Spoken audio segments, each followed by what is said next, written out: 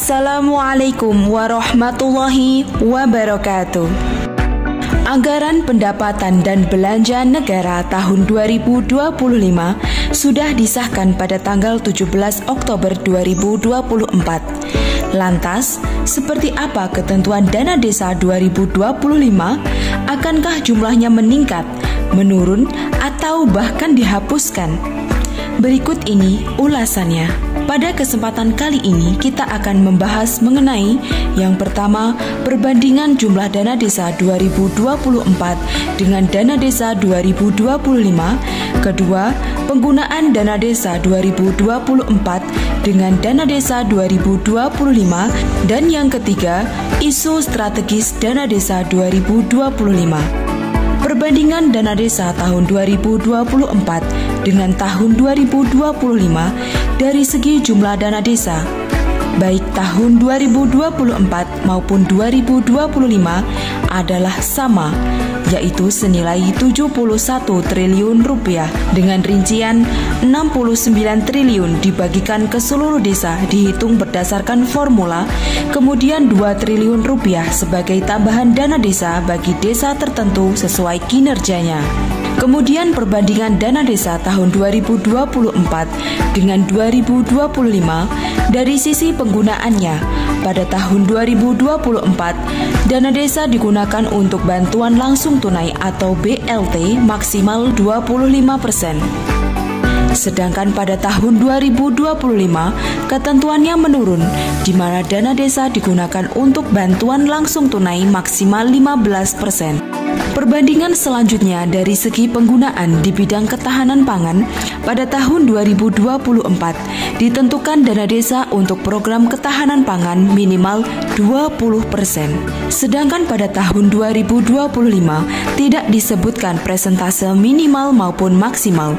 Sehingga dapat disimpulkan pada tahun 2025 desa diharuskan mengalokasikan dana ketahanan pangan, namun presentasenya dikembalikan sesuai kebutuhan desa. Selanjutnya, kesamaan dana desa 2024 dengan 2025 adalah sama-sama mengusungkan program pencegahan maupun penanganan stunting, mendukung program sektor prioritas desa, dan penganggaran operasional pemerintah desa maksimal 3%. Penggunaan dana desa pada tahun 2025 ada tambahan ketentuan, yaitu dana desa digunakan untuk yang pertama, penguatan desa yang adaptif terhadap perubahan iklim. Yang kedua, pengembangan potensi dan keunggulan desa. Yang ketiga, pemanfaatan teknologi informasi untuk percepatan implementasi desa digital. Dan yang keempat, pembangunan berbasis padat karya tunai atau PKT dan penggunaan bahan baku lokal. Itulah perbandingan dana desa tahun 2024 dengan dana desa tahun 2025. Dana desa tahun 2025 memiliki isu-isu strategis yang bertujuan untuk meningkatkan kesejahteraan masyarakat desa. Apa saja fokus utama dana desa tahun 2025? Berikut ini ulasannya. Yang pertama, penanganan kemiskinan ekstrim. Pemerintah menetapkan bahwa dana desa harus dialokasikan untuk bantuan langsung tunai atau BLT maksimal 15%. BLT dana desa ini ditujukan pada kelompok masyarakat yang paling rentan, termasuk lansia, keluarga tanpa penghasilan tetap, dan rumah tangga dengan anak-anak kecil. Yang kedua, pemenuhan pelayanan dasar kesehatan. Pencegahan stunting dan penyakit menular lainnya menjadi isu kesehatan prioritas.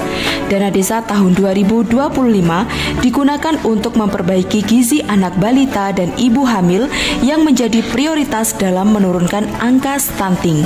Selain itu, pada tahun 2025 digaungkan program Posyandu Semesta sebagai upaya penyediaan layanan kesehatan dasar yang merata bagi masyarakat desa.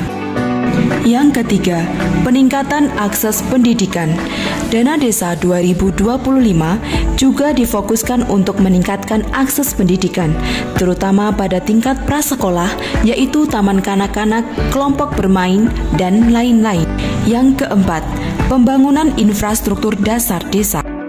Dalam rangka meningkatkan konektivitas dan memperbaiki infrastruktur dasar, dana desa tahun 2025 dialokasikan untuk pembangunan infrastruktur seperti jalan desa, penyediaan air minum, sanitasi, pengelolaan sampah, serta dukungan rumah tidak layak huni bagi masyarakat desa.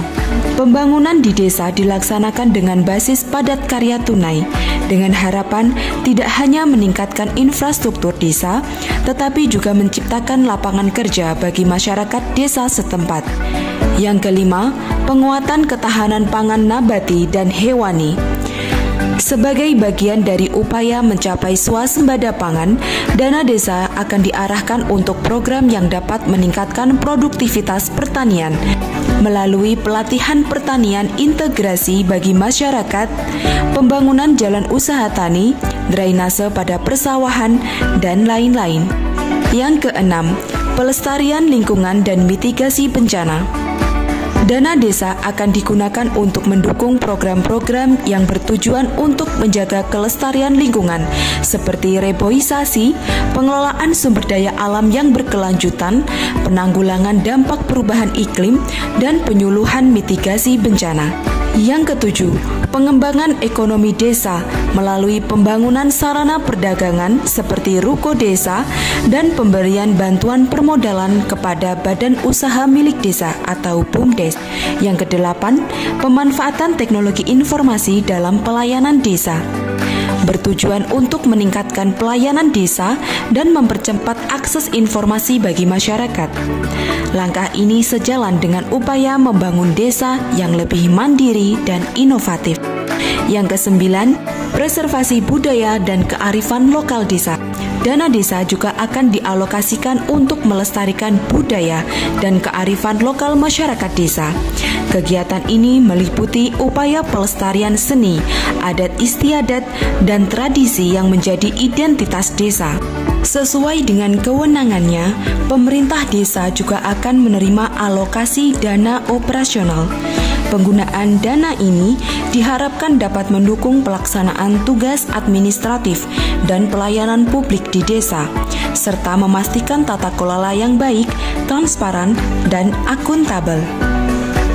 Dengan strategi ini, penggunaan dana desa tahun 2025 diharapkan dapat mendorong pembangunan di desa yang lebih inklusif, berkelanjutan, dan berdaya saing.